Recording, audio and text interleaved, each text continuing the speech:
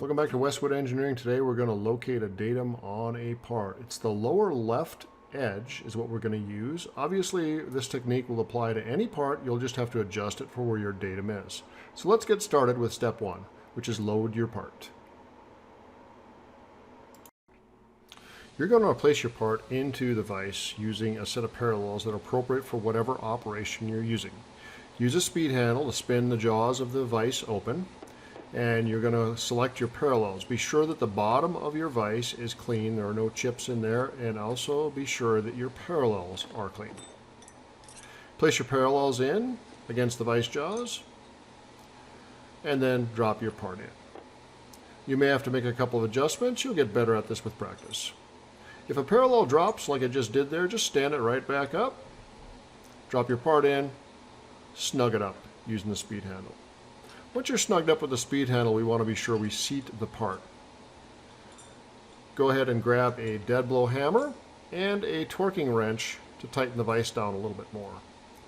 With the vise snugged up, give it a couple of raps with a hammer and check that your parallels are sitting tight against the bottom of the part.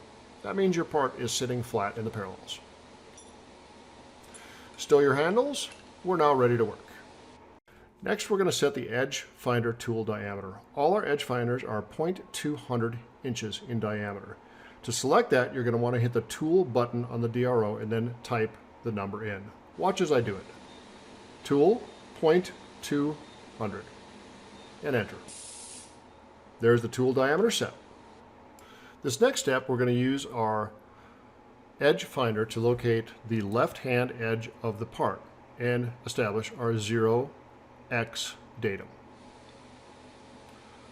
First of all, you can start the tool spinning up and bring your quill down so that it's below the edge you're trying to locate. Lock your quill when you get to the appropriate height.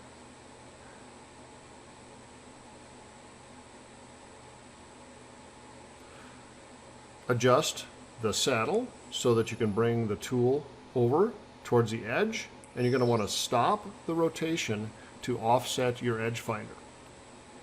We'll zoom in here a little bit. I'm now moving in the X direction, and we're moving over to touch the left-hand edge of the part.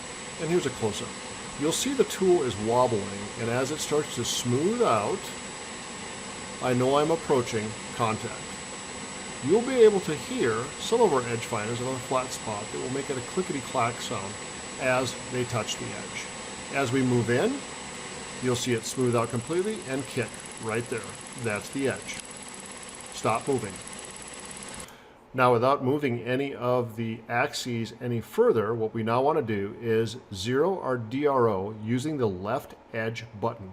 When you look at the keypad, you'll see two dots with tools. Those dots represent the left and right edge. In this instance, 6 is the left edge. Touch that and go clear X, enter. That zeroes my DRO for the left edge.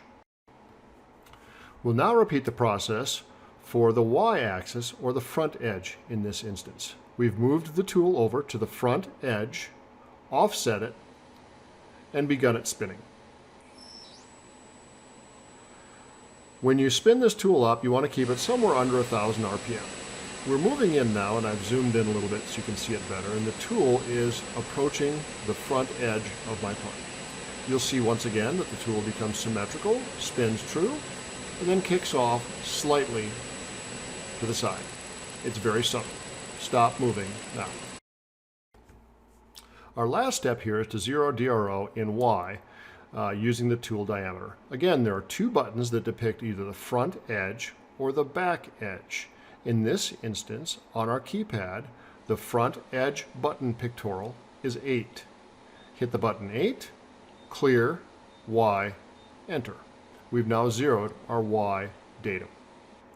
Now obviously, before you use any of these datum points, you want to be sure that they are valid. Put a sharp tool in and set your DRO to the center line position, which is the button 5, and check that it is accurate with what you anticipated your datum to be.